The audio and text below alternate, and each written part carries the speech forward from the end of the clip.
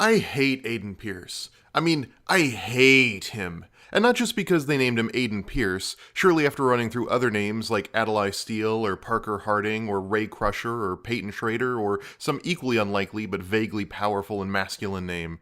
And it's also not just, oh, he's an unlikable protagonist and that makes me unhappy. Lots of protagonists are, at some level, unlikable. The Last of Us' Joel is largely unlikable, but he still comes across as multidimensional and capable of empathy. He does terrible things to people, but tries to justify it to himself as what he had to do to survive. He kills for and cowardly lies to Ellie, but it's because he's afraid of being hurt again. He's a self-centered heel, but he's a humanized, relatable heel. In contrast, Aiden Pierce is a one-dimensional character whose entire biography just reads, giant douchebag. I'm not sure there's a character in Watch Dogs he doesn't wrong somehow. He is directly, unequivocally responsible for the death of his niece by being a mercenary hacker for very bad people. Then when his sister Nikki begs him to quit that life if he's serious about atoning for her daughter's death, or at least trying to keep her and her son safe, Aiden doubles down in the hacker underground in order to get revenge. I know you're chasing after the people that did this. And you do that, you put us all in danger again. You are not in danger, because I protect you. Do you hear yourself? Aiden, why can't you stop? Because... And as a result of that selfish act, Nikki gets kidnapped by his partner Damien. So the majority of the game, Aiden justifies all the death and carnage he unleashes against the city and the cops and the security guards by insisting that he has to save her from this unjust crime of forced imprisonment. I can't keep him alive. Oh. No, I guess not. My sister's missing, Clara. Except he and his muscleman Jordy have their own hostage with loved ones they took in the opening scene of the game. And while Damien seems to treat Nikki okay and even lets her talk to her brother on occasion, Jordy tortures Maurice throughout the game. When Aiden tries to put his nephew into hiding with a family friend, he lies about his missing sister's grief for her dead daughter to do so. Where's Nikki? She's forced herself to get rid of Lena's stuff, and I think she's finally saying her goodbyes. And that's just screwed up. He treats his companions like dirt, only begrudgingly acknowledging Clara as part of the team when she threatens to leave, constantly ignoring and berating Jordy despite Jordy showing up at his beck and call, and lying to T-Bone about the stakes at play once he's involved.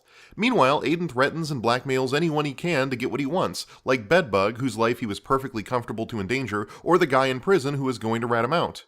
Oh no. Bedbug. You're gonna be my eyes and ears inside Rossi Fremont. No! No, man, Rock will kill me! Yeah? What will he do when I send him everything I've got? I get him killed. In short, Aiden Pierce is an irredeemable asshole, and I'm offended that Ubisoft can't bother to think of anything other than a menacing, overly aggressive, paper-cutout dude bro straight off the Game Studio factory line for their protagonists.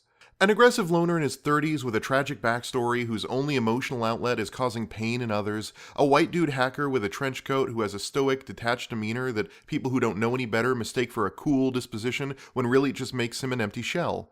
Most of that could apply to Adam Jensen, but Jensen is a blank slate to facilitate a degree of role-playing. Aiden's blankness just leaves him as interesting as wood pulp. And all of that could be forgiven. All of it. The lies, the blackmail, the murder, the stealing, the blank slate personality. If the game just recognized that he was awful. If it thought of Aiden the way Spec Ops: The Line thinks of its protagonist, Walker. But the game honestly thinks Aiden is a cool, hip dude. Or at least it thinks you will think he's a cool, hip dude. That's why they offer you his self-declared iconic hat in the deluxe edition of the game, so that you can be just like your badass icon. But in the end, he never really learns anything of value or suffers for his crimes, and the people who end up paying for his transgressions are the women in his life.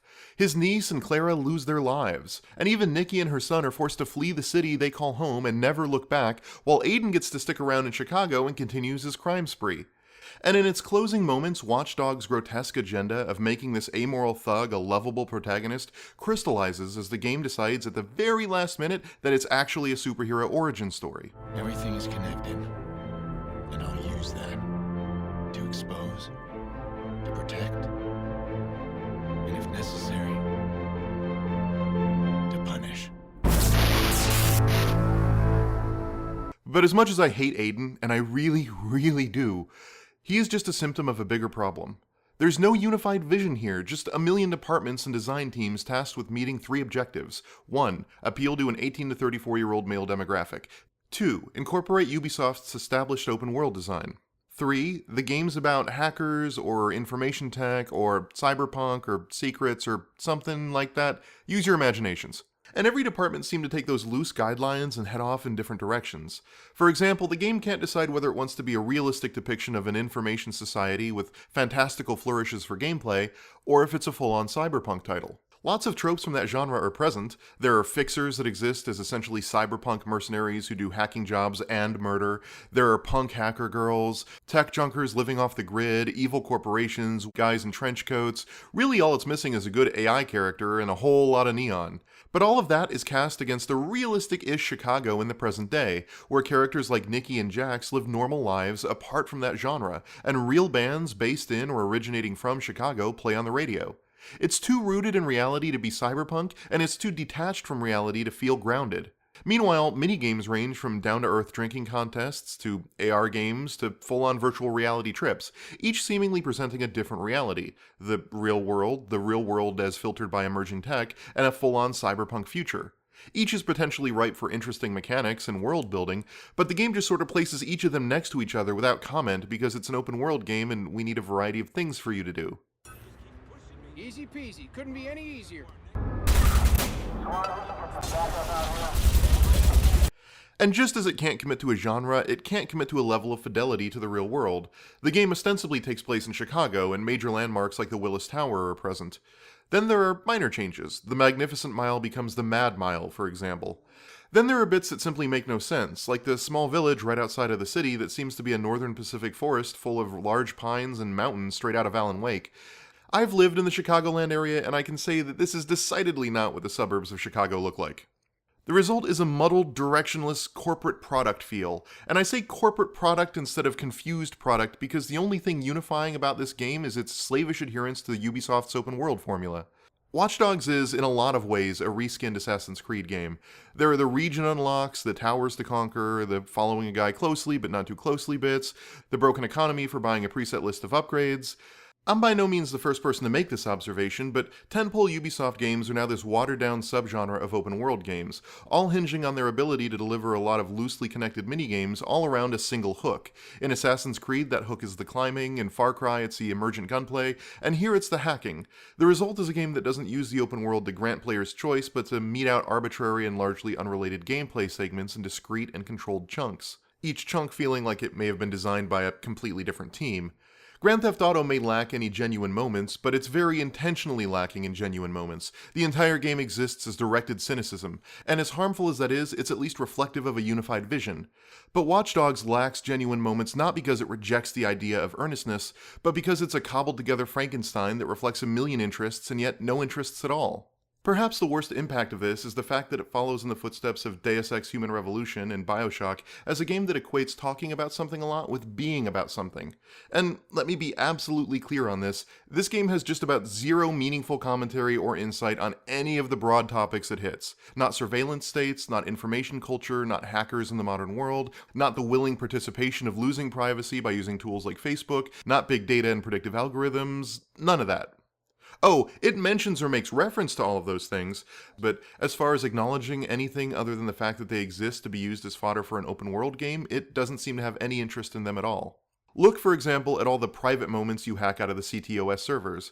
They could have been used to tell tales about the breakdown of public and private worlds, how systems of oppression can be amplified when there's no secrets from the state or even the public, or stories about changes to the judicial system now that CTOS is recording everything. Is it more efficient? Prone to exploitation?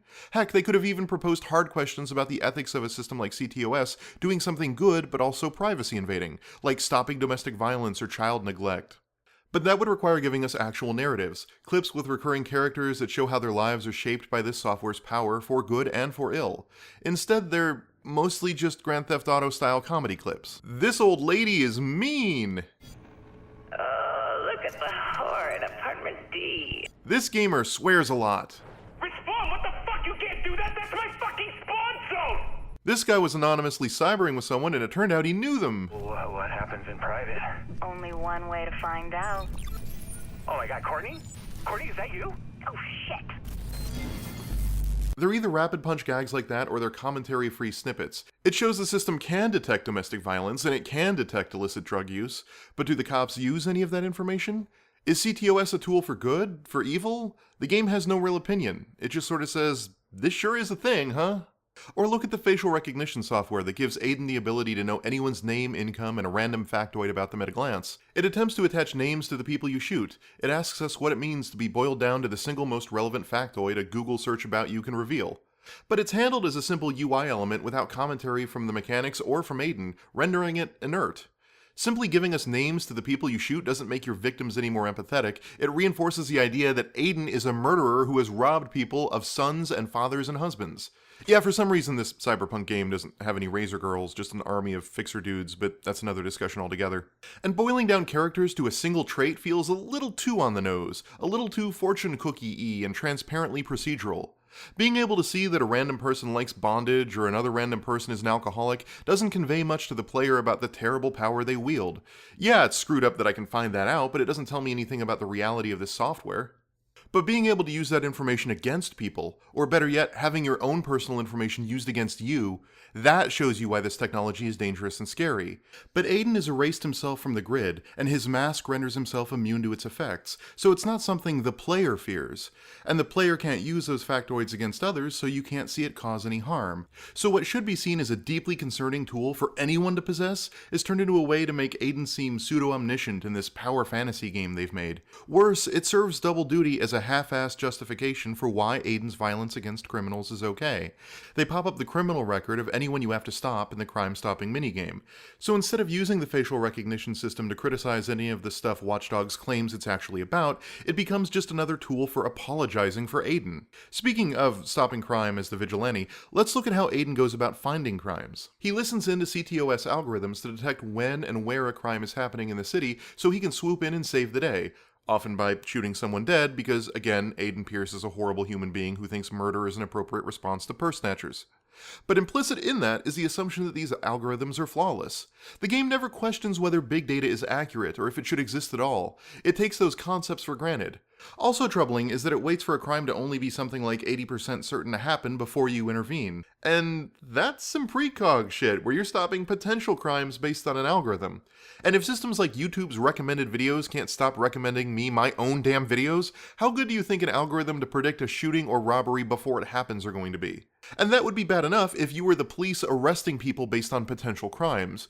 But you're Aiden Pierce. You dispense street justice, the kind of justice where at best you viciously beat someone up because the bar on your phone told you there was an 80% chance that maybe something would happen. At least with the vigilante crap Batman pulls, he doesn't kill them and he waits for the crime to actually take place.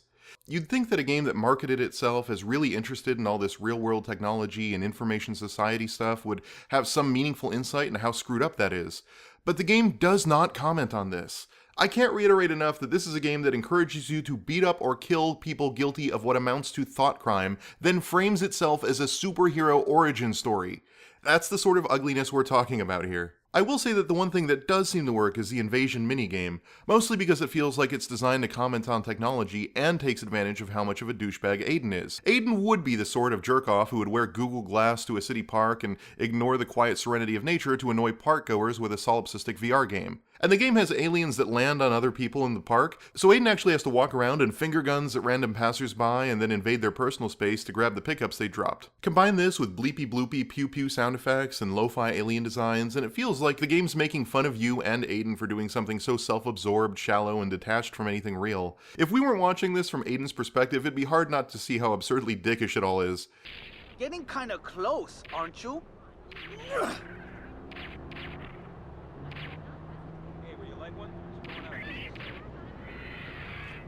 A little chummy. It's the closest the game comes to actually commenting on a modern or soon-to-be emerging tech that isn't fundamentally undercut, completely aimless, or outright idiotic. And while I'd love to commend Ubisoft on that, I get a sense that this is more of a broken clock being wrong twice a day sort of thing. Look, I don't like doing the Angry Game Reviewer thing. It's not my shtick. And as much fun as I've had ranting about this game, I might as well be shouting into the wind. Because as ugly as it is, it doesn't feel like it got that way from on high due to some grand creative vision like BioShock Infinite. It feels like a mismanaged project, but that mismanagement caused it to be the most pre-ordered new property in Ubisoft's history. Which means they have no reason to fix the problems that caused Watch Dogs to condescend to its audience and hit mandated design goals with no unifying tone or theme. It's just gonna stay a whole lot of not really. It's Batman, but not really. It's cyberpunk, but not really. It's a commentary on privacy and surveillance, but not really. It's a brand new game, but not really. There is one exception, though. Aiden Pierce is an asshole. Really.